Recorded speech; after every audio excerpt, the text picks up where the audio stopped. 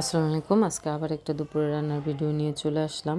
আজকে রান্না করব করলা ভাজি, পটল ভাজা আর আলু দিয়ে গরুর মাংস। আর এখানে সব কেটে রেডি করে নিচ্ছি। আর এখানে আছে পেঁয়াজ কুচি, কাঁচামরিচ ফালি। প্রথমে আমি গরুর মাংসটা বসাই দিব। এর জন্য কড়াইতে দিয়ে দিব তেল,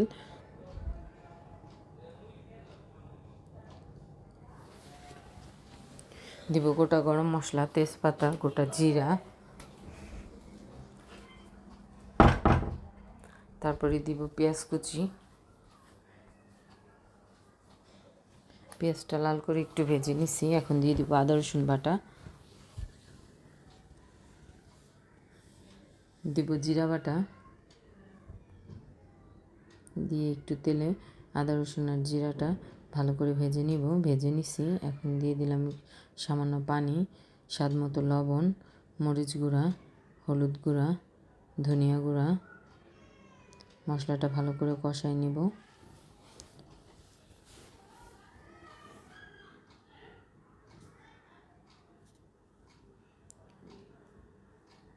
মশলাটা কষানো হয়ে গেছে। এখন ধুয়ে রাখা গরুর মাংসটা দিয়ে দিব।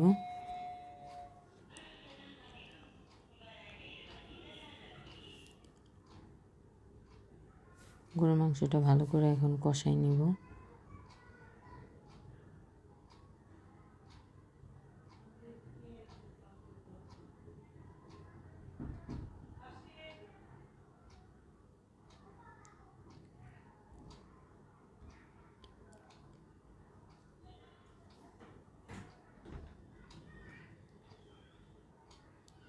গরুর মাংসটা কষানো হয়ে গেছে।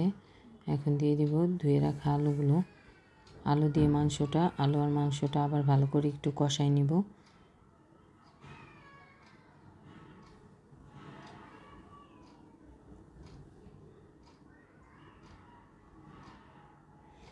আলু দিয়ে মাংসটা আবার ভালো করে কষাই নিচ্ছি।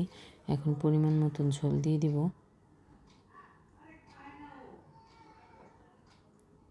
আর এক চুলায় করলা ভাজিটা বসাই দিব। এর জন্য দিয়ে দিলাম প্যানে তেল দেওয়ার পরে দিয়ে দিব পেঁয়াজ কুচি, কাঁচামরিচ ফালি,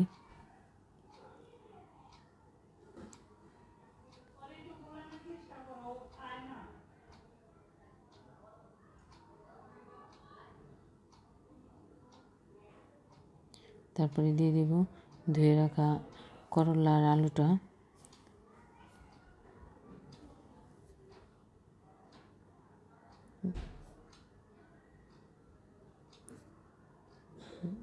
দিব স্বাদ মতন লবণ, সামান্য হলুদ গুঁড়া,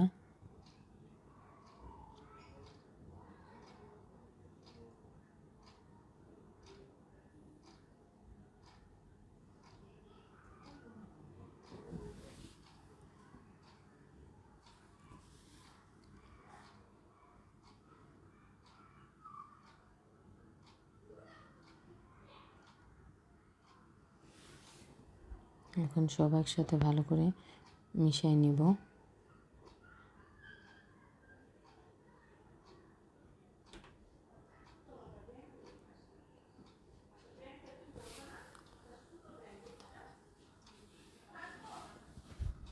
করলা ভাজিটা হয়ে গেছে। এখন নামাই নিব।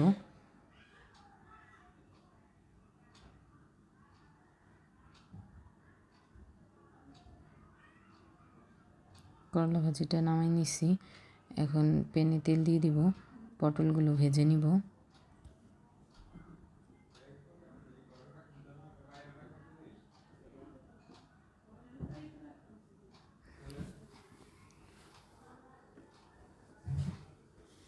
গরুর মাংসটা হয়ে গেছে। এখন নামাই নিব। পটলগুলো ভাজা হয়ে গেছে। পটলটা তুলে নিব। ওই তেলে পেঁয়াজ কুচি আর কাঁচামরিচ ফালি দিয়ে একটু ভেজে নিব।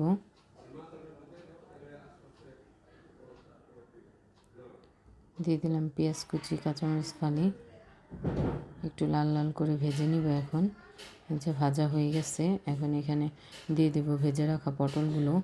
দিয়ে তারপরে একসাথে সব আবার ভালো করে একটু ভেজে নিব, পেঁয়াজ কাঁচামরিচের সাথে পটলটা। তারপরে নামাই নিব ভালো করে ভেজে।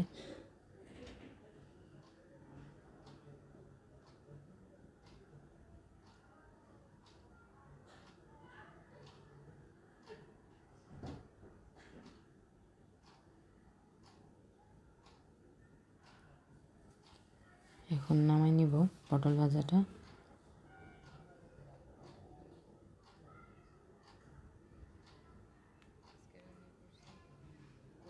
আজকে দুপুরে যা যা রান্না করছি টেবিলে নিয়ে নিছি। আজকে রান্না করছি আলু দিয়ে গরুর মাংসের ঝোল, করলা ভাজি, আর এখানে আছে পটল ভাজা, আর সাথে আছে সাদা ভাত।